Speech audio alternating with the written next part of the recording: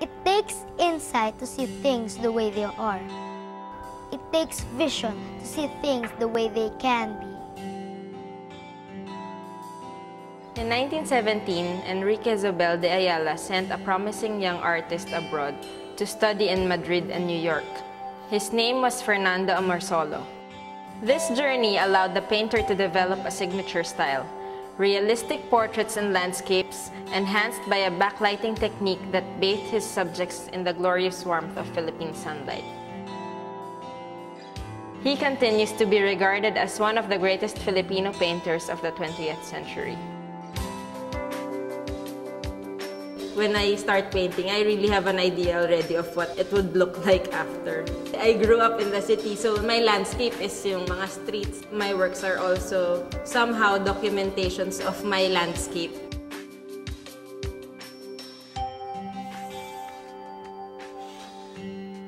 Working on a suggestion from Fernando Zobel to try his hand at modern religious architecture, Leandro Locsin, a young architectural graduate and draftsman for Ayala, fleshed out the blueprint of what would eventually become the Church of the Holy Sacrifice. This was the first of his many breakthrough designs.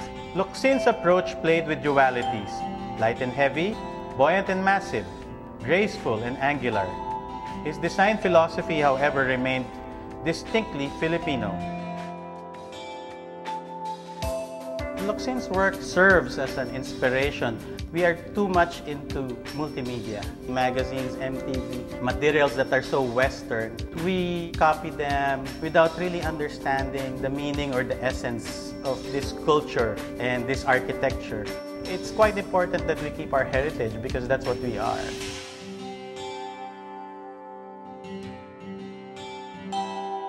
Four months before graduating from high school, Pedro Escuro watched as the Japanese invaded his country. He realized that millions of innocent Filipinos would starve during the brutal occupation, an insight that eventually pushed him towards a career in agriculture. Dr. Escuro recognized that rice was the principal food crop of the Philippines. He set out to make sure that it was never scarce and that the farmers who depend on rice fields for their livelihood would always be able to grow the crop in abundance. Using pioneering breeding techniques, Escuro developed the C-series varieties of rice, which were more resistant to diseases and pests, yielded more rice, and cost less to produce. Thanks to his work, in 1968, the Philippines became self-sufficient in rice production for the first time.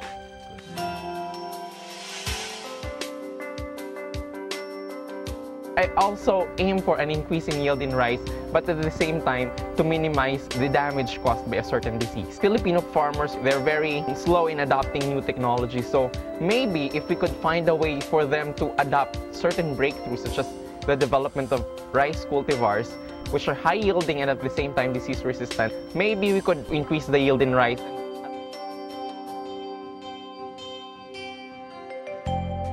Paco Sandeas's remarkable journey started in the Philippines as an inquisitive young boy with big dreams and a keen talent for math. One of his most significant achievements was co-inventing the world's first grating light valves, a fundamental component of advanced display systems. As an investor, Paco's success can be attributed to his ability to spot key trends and a strong commitment to mentor startup tech companies with groundbreaking ideas.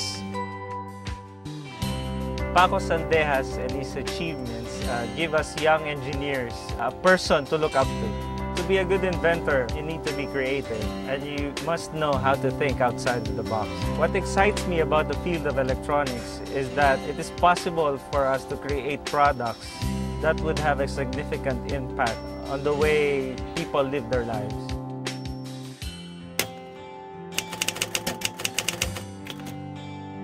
During the martial law years in the 70s, Chino Rosas was considered a threat by Ferdinand Marcos and subsequently jailed for undermining the dictatorship.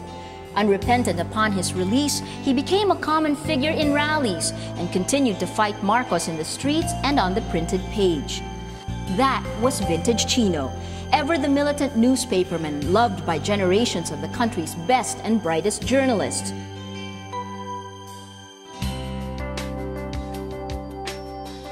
In any developing country, media is a major determining factor for how well that country moves forward.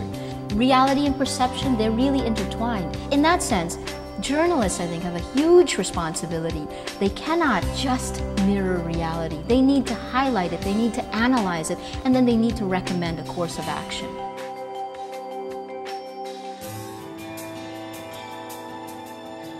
Throughout the years, Ayala has always been inspired by the pioneering men and women who brought the Philippines forward in various visionary ways. We celebrate not just their achievements, but just as importantly, their sense of commitment to the country. But the question facing us is this: can today's youth build on the achievements of their elders? I, for one, feel very strongly that they are up to the challenge. The youth are all about potential. Their dreams are fueled by hope and by idealism. And for now, that's all they need. We need to bring the Philippines forward. What can I do for the Philippines? I'd like to make a difference. I want to be proud of my country, but I know it needs help from people like you and me. We already stand on the shoulders of giants. Ordinary men and women who became pioneers in their fields. They had vision, they had commitment, and they shaped our nation's destiny. We are tomorrow's pioneers. We can dream of a better life and a better country. And if we work together, we can build that future.